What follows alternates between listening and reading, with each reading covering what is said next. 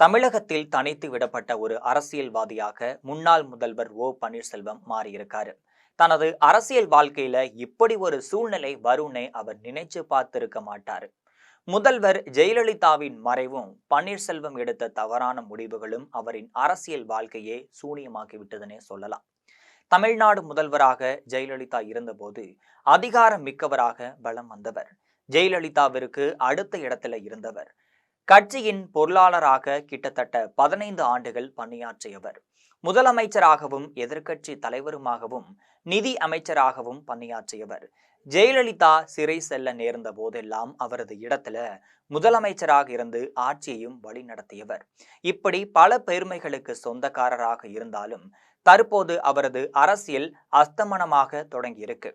பன்னீர்செல்வத்திற்கு தமிழக அரசியல இப்போது உள்ள ஒரே வாய்ப்பு திமுகவுல இணைவது மட்டும்தான். அதிமுக பரம்பரையில் இருந்து வந்த அவரால அவ்வளவு எளிதில திமுகவுல இணைந்து விட முடியாது. அதனால மன சஞ்சலத்துடன் போராடி கொண்டிருக்கிறார் என்று கூறுகிறார்கள். ஆனாலும் அவர் மனதுல திமுகவிடம் போய்விடலாம் என்கின்ற எண்ணம் தான் ஏற்பட்டிருப்பதாக சொல்லப்படுது. இல்லை என்றால் முதல்வர் வீட்டில் போய் இல்லை என்றால் முதல்வரை வீட்டிற்கு போய் சந்தித்திருக்க மாட்டார். தமிழக சட்டசபை சபாநாயகர் அப்பாவு அறையிலேயே அமைச்சர் சேகர் பாபுவுடன் பேசியிருக்கவும் மாட்டார். பன்னீர் வைக்கும் கோரிக்கைகளை திமுக ஏற்றுக்கொண்டாலும் திமுகவுடன் சேருவதில் அவருக்கு பல தடைகளும் இருப்பதாகவும் சொல்லப்படுது. ஏன்னா எம்ஜிஆர் ஜெயலலிதாவின் பரம்பர பக்தர் அவர். சட்டை பையில் எப்போதும் ஜெயலலிதா படம் இருக்கும்.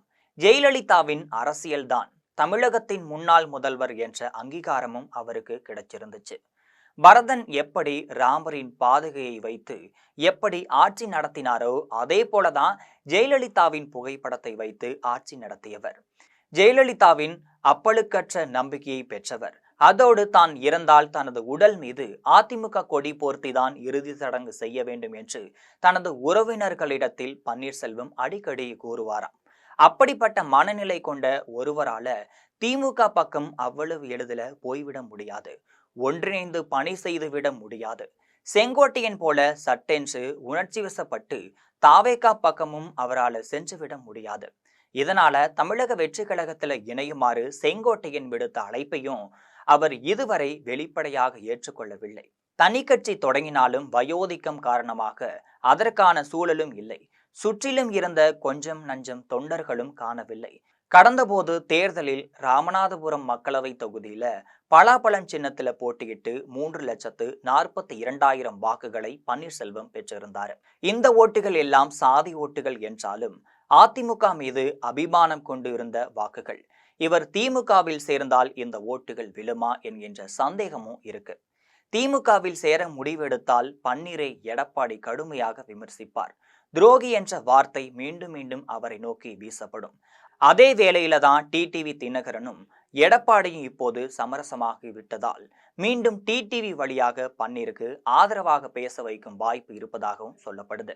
வாய்ப்பு கிடைத்தால் கண்டிப்பா எடப்பாடியினும் டிடிவி பன்னீருக்கு ஆதரவா பேசவும் வாய்ப்பு இருக்கு. முதல்ல பன்னீர்செல்வம் அதிமுக கட்சிக்குள்ள எந்த பதவியும் வேண்டான்னு கூறி வந்தார். ஆனா இப்ப தனக்கு முன்பு இருந்தது போல ஒருங்கிணைப்பாளர் பதவி, வெற்றி பெற்றால் துணை முதல்வர் பதவி வேண்டும் என்று பன்னீர்செல்வம் கேட்பதாக தகவல் இருக்கு. இதனால எடப்பாடி தரப்பு இந்த விஷயத்துல ரொம்பவே யோசிப்பதாகவும் கூறப்படுது. ஏனென்றால் இரட்டை இலை சின்னத்தை தடை செய்ய அவர் எடுக்க நீதிமன்ற நடவடிக்கைகள் தாங்கள் கோயிலாக கருதும் அதிமுக தலைமை அலுவலகத்தை தாக்க துணை போனது போன்ற சம்பவங்களால் மீண்டும் அத்தகைய பதவியை கொடுக்க எடப்பாடி தயங்குகிறார் என்று கூறுகிறார்கள் விஷயம் அறிந்தவர்கள். சமீபத்துல ஓ பன்னீர்செல்வம் ஆதரவாளரான முன்னாள் அமைச்சர் வைத்திலிங்கம் திமுகவில் இணைந்தது டெல்டா மாவட்டங்கள்ல மட்டுமல்லாமல் திமுகவின் செல்வாக்கை அதிகரித்துள்ளதாகவும் பார்க்கப்படுது. அதே போல ஆலம்குளம் தொகுதியில மனோஜ் பாண்டியனும் திமுக பக்கம் சாய்ந்திருக்காரு. இவர்கள் இருவருமே சிறந்த களப்பணியாளர்கள். ஆனால் திமுக சார்பில் நடத்தப்பட்ட உள்கட்சி சர்வேக்கள்ல அதிமுக ஆதரவு ஓட்டுகள் திமுகவிற்கு பெரிய அளவுல வர வாய்ப்பே இல்லை என்றே கூறுகிறார்கள். இதனால பன்னீர்செல்வத்தை திமுக கூட்டணியில சேர்ப்பது தேர்தல் ரீதியாக லாபமா அல்லது தேவையற்ற சுமையா என்கின்ற குழப்பத்துல திமுக தலைமை தடுமாறிட்டு இருக்கு.